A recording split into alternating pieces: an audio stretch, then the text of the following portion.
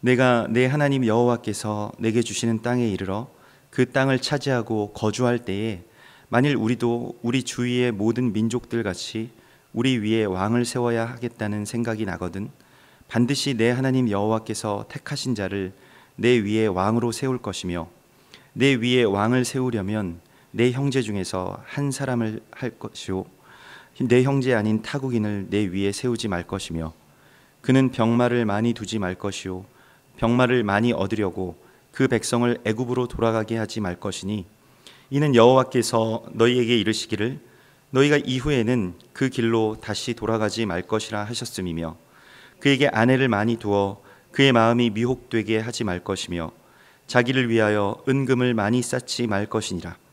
그가 왕위에 오르거든 이 율법서의 등사본을 레위 사람 제사장 앞에서 책에 기록하여 평생에 자기 옆에 두고 읽어 그의 하나님 여호와 경외하기를 배우며 이 율법의 모든 말과 이 규례를 지켜 행할 것이라. 그리하면 그의 마음이 그의 형제 위에 교만하지 아니하고 이 명령에서 떠나 좌로나 우로나 치우치지 아니하리니 이스라엘 중에서 그와 그의 자손이 왕위에 있는 날이 장구하리라. 아멘. 이번 주에 이 토라 포션의 말씀은 쇼프팀이라고 하는 그 재판관들에 대한 말씀입니다. 이 재판관들은 단순한 재판을 하는 자들이 아니고 하나님의 말씀을 받아서 그 말씀을 지키고 또한 그 말씀이 잘 시행되도록 그 말씀을 선포하는 자들, 또한 백성들에게 그 말씀이 육신이 된 삶을 자신들의 삶으로 증거하는 자들을 말하였습니다. 그래서 그 쇼프팀들의 증거는 또한 말씀이었고 또 자신들의 삶이었던 것입니다. 그것이 증인된 삶을 살라고 하신 예수 그리스도의 명령 가운데 우리가 오늘날에 있고 주님의 증인으로서 이 땅 가운데 살아가는 데 주시는 하나님의 명령이고 또한 하나님의 나라를 다시 회복하기 위해서 정말로 성전의 문지기 또한 성벽에 선 그 파수꾼들이 되어서 이사야서 43장의 말씀대로 우리가 정말로 성전의 파수꾼들이 되어서 그가 다시 오실 때까지 하나님으로 쉬지 못하시도록 우리가 계속 밤낮으로 부르짖고 찬양하고 또한 정말로 그 다윗이 그렇게 고백했던 것처럼 시편 84편의 고백처럼 내 여호와 하나님의 집에 그 성전 문지기로 있는 그러한 참된 복을 우리가 누리게 되는 그러한 말씀들을 이번 주에 주님께서 주십니다. 또한 그 8월 7일부터는 이제 새로운 달 엘룰월이 시작되고 성경력으로는 마지막 달이 시작됩니다. 그래서 마지막 때에 또 하나님의 이 심판의 날, 왕이 다시 오실 그 재림의 날을 맞이하는 우리들이 무엇을 할지 또 어떻게 우리가 겸비하여서 그 정결한 신부로 왕이신 예수 그리스도를 맞이하러 나아갈지에 대한 말씀들이 이곳에 숨겨져 있는 것입니다. 그래서 우리는 지금 마지막 때를 살아가는 백성이고 또한 마지막 때의 문을 여는 그러한 문 앞에 앉은 자들, 이 쇼프팀은 문을 지키는 자들을 말하는 것인데요. 그 문 앞에 앉은 자들입니다. 그래서 마지막 때에 주님께서 주시는 그러한 메시지를 정말 들을 귀 있는 교회가 되어서 그렇게 우리가 주님의 음성을 듣게 되기를 바랍니다. 정말 그 지난주에 우리 토라 포션의 말씀 가운데서도 정말 그 자신이 주인에게 완전하게 드려진 종, 자신의 삶을 완전하게 드리겠다고 선포한 종은 그 문에 그 귀를 대고 그 귀를 이제 그 뚫게 송곳으로 뚫는다라고 말하였습니다. 우리가 어떠한 우리의 고난 가운데서 정말 우리의 귀가 그렇게 뚫리고 귀가 열리고 그 문을 온전하게 열 수 있는 그러한 귀가 교회 안에 열리기를 소망합니다. 오늘 주님께서 우리 가운데 주시는 것은 이 왕에 대한 말씀인데요. 그 가나안 땅, 약속의 땅에 이르러서 그 땅을 차지하고 거주할 때 왕을 세워야겠다는 생각이 날 것이다. 그것을 미리 주님께서 말씀하고 있습니다. 실제로 사무엘상 8장에서 백성들이 사무엘 선지자에게 왕을 요구하죠. 그 사사 시대가 이제 끝나고 왕정 시대가 열리는 것이 역설적으로 가장 위대한 사사요 또한 가장 좋은 그러한 그 사사요 선지자였던 사무엘 시대에 백성들이 왕을 요구한다라고 하는 것은 참 아이러니한 일입니다. 왜냐하면 그의 백성들이 정말로 하나님의 나라에 대해서 소망하고 또한 그들이 정말 고난 가운데 어려움 가운데 있을 때에는 이 왕들을 요구하기보다는 어쨌든 지금 눈앞에 있는 적들을 몰아내줄 누군가, 뭐 어떤 사람이라도 좋다. 그래서 사사 중에는 조금 문제에 빠진 사사들도 있고, 그리고 백성들을 어려움에 빠뜨리게 하는 사사들도 있었지만, 그것보다는 그래도 지금 눈앞에 있는 적들과 싸우는 게 정말 힘겨웠었는데, 사무엘 때에는 그러한 일들이 다 이제 정리가 되고, 또 그러한 그 전쟁 가운데서 이 전쟁을 하다 보면 이 대적들과 결국에는 이제 몸을 부딪히게 되는 것이기 때문에 그들의 문화를 흡수하게 되죠. 그러니까 전쟁 중에서 그 타국의 문화가 흡수되는 것은 그 일반적인 어떤 현상입니다. 그래서 다른 나라에 뭐 블레셋이나 뭐 또한 아말렉이나 모압이나 이러한 그 뭐 애굽이나 다른 나라의 그러한 왕들, 또 특별히 저 바벨론 국가들, 그쪽 지역의 그러한 나라의 아수르나 바벨론의 그러한 왕들의 그 위엄들을 보면 그들이 그렇게 그 쫙 왕이 모든 총사령관이 되어서 전쟁을 지휘하고 아주 멋있는 그 군대들이 자신들을 둘러싸고 그렇게 공격하고 이러한 것들에 대해서 자신들은 너무 오합지졸처럼 느껴졌던 것이죠. 그래서 그러한 비교 가운데서 왕을 요구하기에 이릅니다. 그래서 사무엘상 8장 6절에 우리에게 왕을 주어 우리를 다스리게 하라 했을 때에 사무엘이 그것을 기뻐하지 아니하고 여호와께 기도를 했을 때에 하나님께서 백성들의 마음을 간파하시는데 이렇게 말씀하십니다. 백성이 내게 한 말을 다 들으라. 이는 그들이 너를 버림이 아니요 나를 버려 자기들의 왕이 되지 못하게 함이니라. 그래서 하나님이 전적으로 왕이 되시는 것에 대한 갈망이 없으면 다른 왕을 백성들이 그렇게 요구하게 됩니다. 그리고 다른 왕이 우리를 구원해 줄 것이라고 그렇게 믿습니다.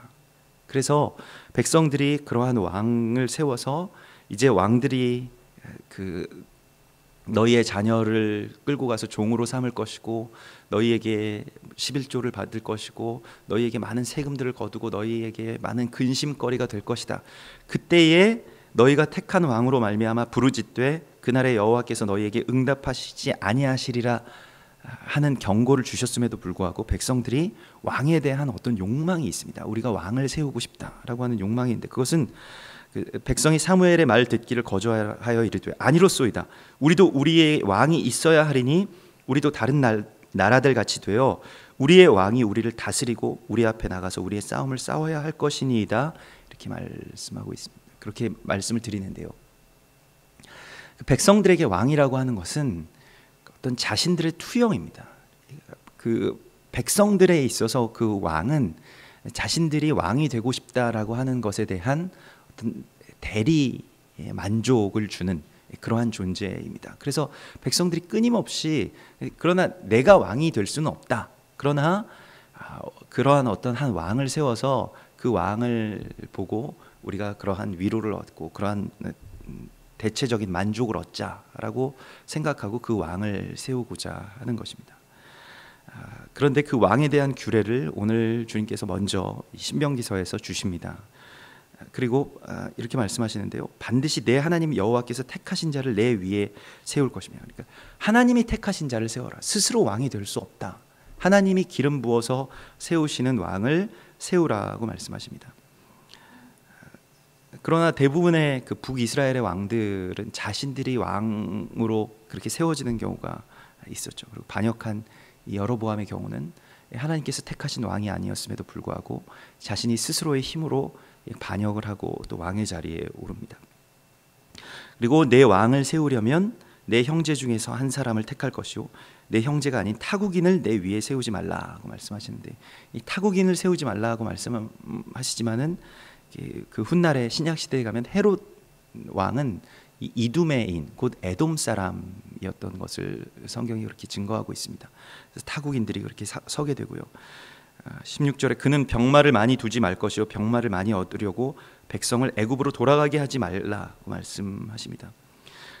열왕기상 4장 26절에 보면 그 솔로몬 왕에 대하여서 솔로몬의 병거의 말 외양간이 4만이요 마병이 12,000명이었다고 그렇게 기록하고 있습니다. 그래서 그 4만의 말을 둔 이 솔로몬 왕. 솔로몬 왕은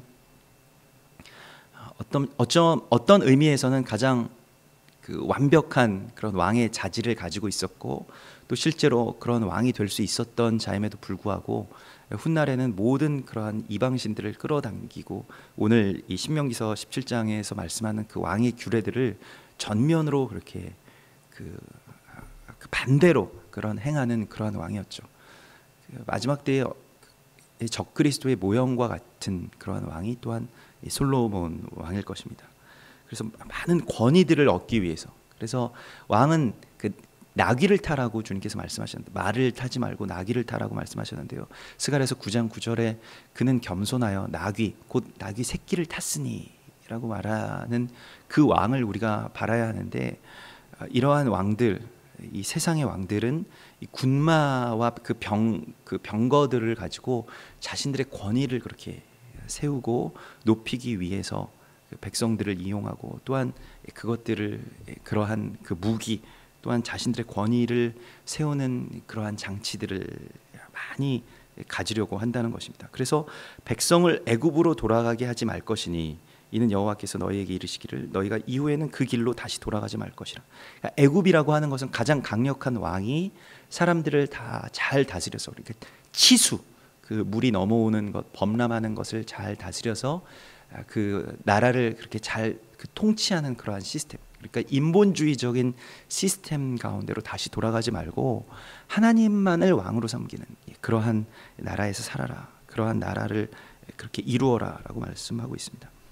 그리고 그에게 아내를 많이 두어 그의 마음이 미혹되게 하지 말 것이며 자기를 위하여 은금을 많이 쌓지 말 것이다. 이것도 솔로몬 왕이 전면으로 그렇게 반대로 시행하죠. 그래서 그의 그 왕후와 비빈을 합쳐서 1,000명이었다고 성경이 기록하고 있습니다. 그래서 솔로몬 왕이 바로의 딸 외에 이방의 많은 여인을 사랑하였으니 곧 모압과 암몬과 에돔과 시돈과 헷 여인이라. 열왕기상 11장 1절에 이렇게 말씀하고 있고요. 그래서 이 여인들이 솔로몬이 나이가 많을 때에 그 여인들이 그의 마음을 돌려 다른 신들을 따르게 하였으므로 왕의 마음이 그의 아버지 다윗의 마음과 같지 아니하여 그의 하나님 여호와 앞에 온전하지 못하였다라고 말씀하고 있습니다. 그래서 이 많은 아내들이 그의 마음을 미혹하게 하였다라고 말씀하고 있고요. 이 많은 아내들, 이것이 바로 결국에는 그 하나님이 보시기에는 음행하는 것이고, 또한 이것이 그 교회의 모습 가운데서는 어떤 음녀의 모습으로 그렇게 나타납니다.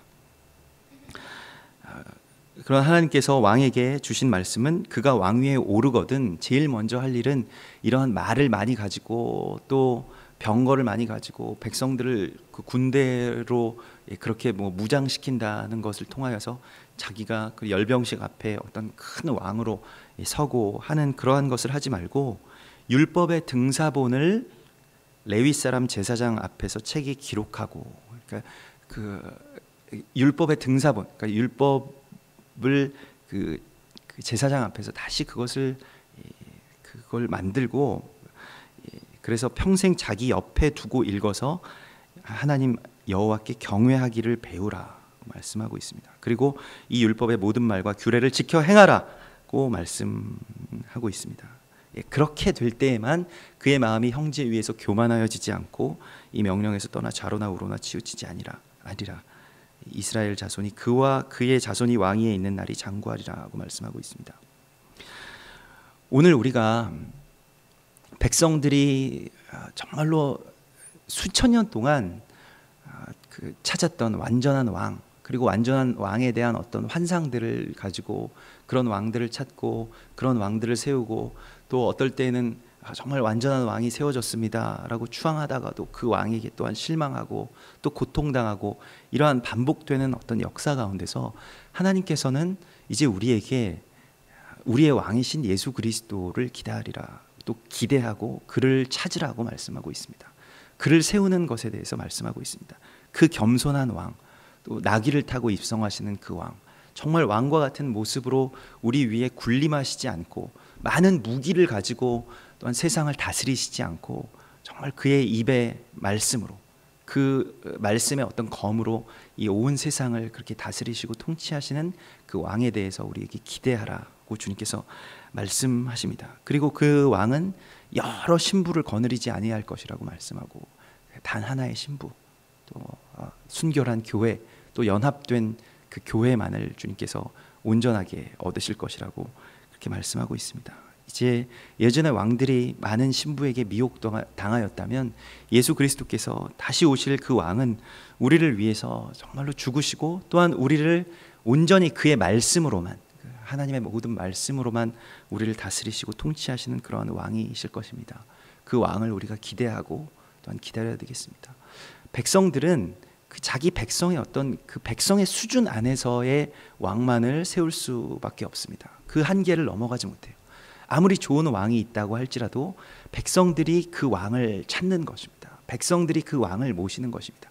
백성들이 그 왕이 오실 길을 예비하는 것입니다. 이것이 또한 이 세상의 원리이기도 하지만 성경의 원리이기도 합니다. 그래서 우리가 그 왕이 오실 길, 그 왕의 대로를 예비하는 자들로 오늘 이곳에 있습니다. 그리고 정말로 예수의 다시 오실 그 길을 예비하는 그 겸손하신 왕, 나귀를 타고 오셨던 그 왕을 다시 한번 다시 맞이하기 위해서 나아가고, 오늘날에도 그의 길을 곧게 하는 그런 거룩한 천국의 백성들, 그리고 주님 오실 길을 예비하는 주님의 사람들이 되기를 소망합니다. 우리 같이 기도하겠습니다.